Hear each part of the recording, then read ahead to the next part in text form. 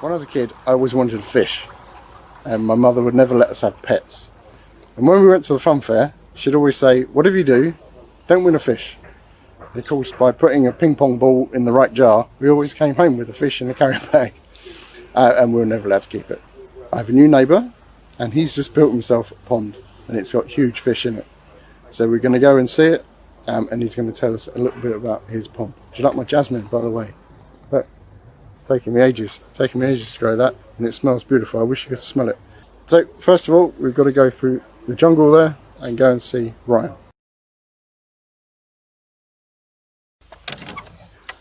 Ryan, are you in? I'm in. Excellent. Oh.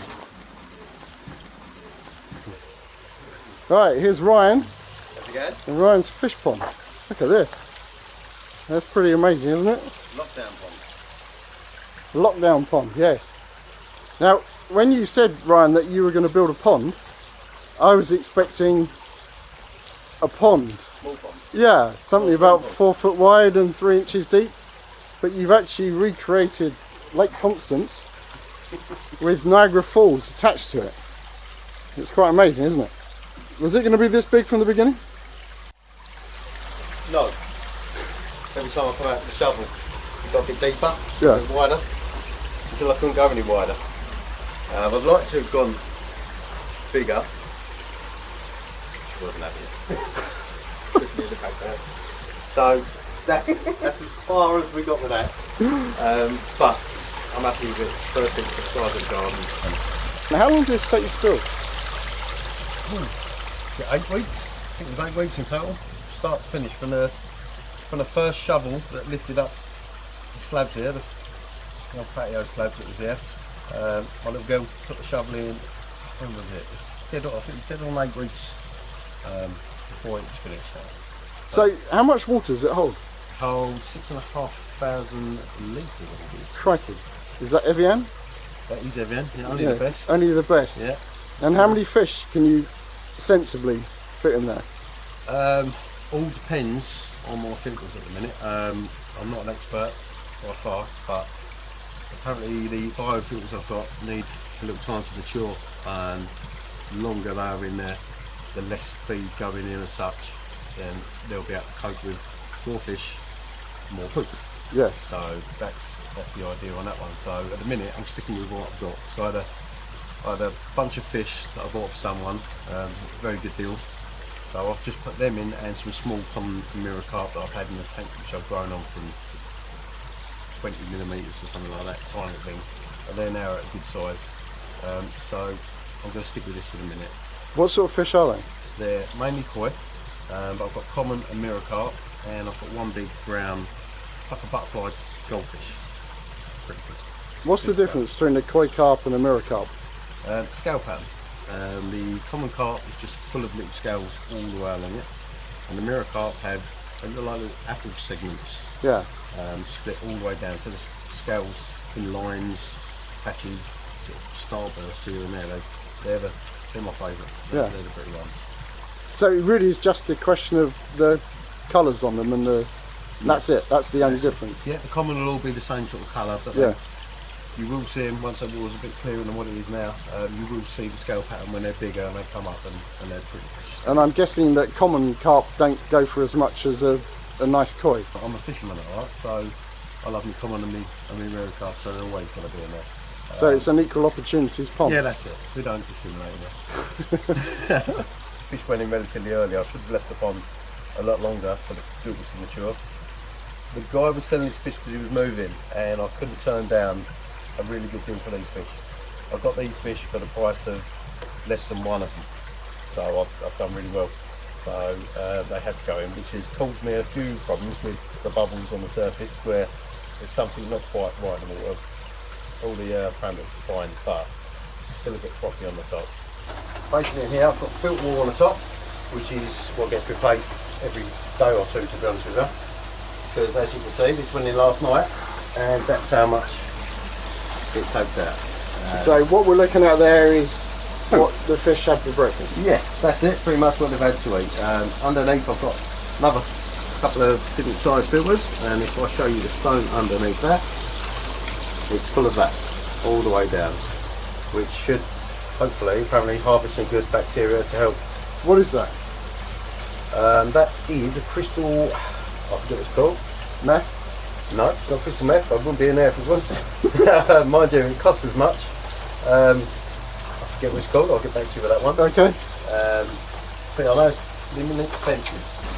I've also got, on this point here, I've got an overflow pipe which goes down past the media straight to the bottom. So if this does clog up, which it will at some point, if I don't get to it in time, it should just overflow straight down there, and it shouldn't overflow out the top here. I had them here for 1 day, and they went crazy. They literally bashed the females around, forced her to lay the eggs, and then followed them up, fertilised them, and there was millions of eggs all around the whole side of the pond, which I thought was brilliant, until the pond guy I speak to on a regular basis told me it's not a very good thing for a pond that hasn't really matured the filters yet. It could cause a pneumonia spike, so he said to get them out. I mean, they was everywhere, but they eat them. As soon as they come out, they're on them. Oh, that's nice. Yeah, which is not good because it goes straight back into the filters. Yeah. But I didn't want to get rid of them all. I wanted to try to breed some and bring them along. So I stuck some AstroTurf in. One of the neighbours up the road just had his AstroTurf fitted, and he had lots of offcuts. So I cut some of this off, cable tied it to a plastic bottle, and I laid this right in this corner here, and they used it to lay their eggs on it. They literally. So they actually lay their eggs on the turf. It was covered both sides, absolutely full of them. So I've done that twice. Both times I put this in and took it out and put it in the tank, it was different fish laying eggs. So I should have a little bit of a mix. So I think it was good timing, to be honest with you. I did think it was a bit strange why they done it the day after they moved. Yeah. I spoke to the guy and he said just his conditions were right, so he said I wouldn't worry about it, means your pond's fine. They're obviously very comfortable with you. Very comfortable, they like me, yeah. So, I'm a good host.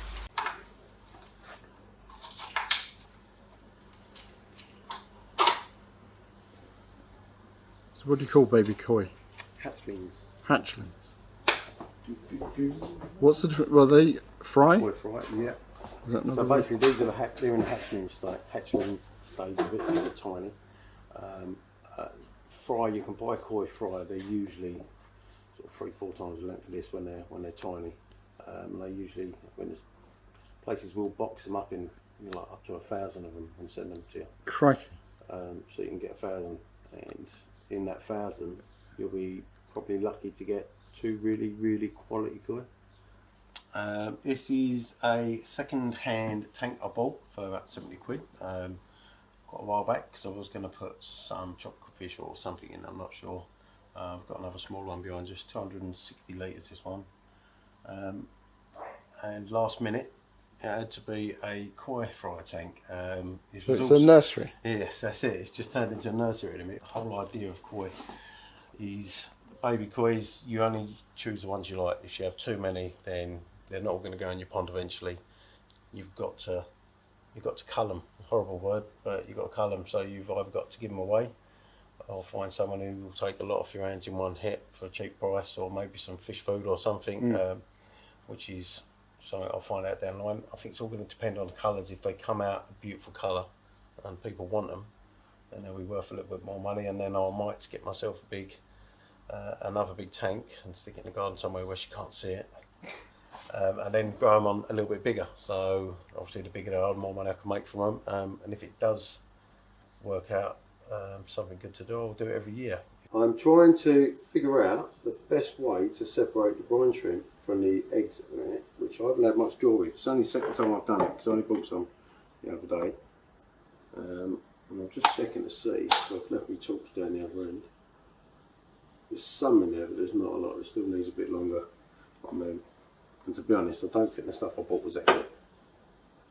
There's a few in there. You can see them just swimming around, but there's not loads. The shrimp? Yep.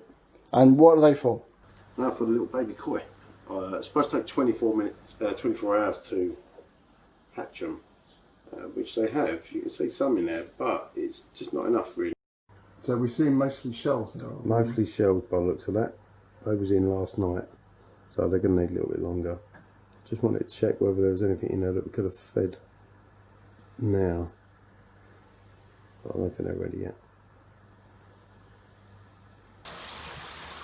So how old are the fish? Right. I'm not sure of all of them because I haven't had them myself. So I've only bought in one big bulk load. But the guy did tell me that the biggest one out of them, the white and black one, that's hiding over in the corner at the minute. 28 years old, he's had it 28 years. He's had 5 different ponds, so she's doing very well. And that's one of the females that... That's one of the females that bred. thousands and thousands of eggs all over me from the day after we got them, which are up there as still hatching there. So. And how old would you expect koi to last? If conditions are right and they're looked after, they can, I think a lot of people say they can live up to 80 years, something like that. To be honest, if I get 40 years from that, I do make it. Well, with your perfect pond, they should do 120. Yes, they should be, yeah. They're going to break records. So, have you had a pond before? My dad had a pond before. It was a hole in the ground, and it was a small black box filter, they call them, which are cheap and nasty, don't really do the job. The water goes very green, so you can see the fish much. I didn't want that pond. I wanted a proper pond. I always said when I moved into a place, I'd have my own proper pond and man cave. I was very lucky enough to have the man cave already there, so I spent more money on the pond, but don't tell her. So, is the pond a boyhood dream? It is, yeah. Yeah, I've fished since I was 5 years old.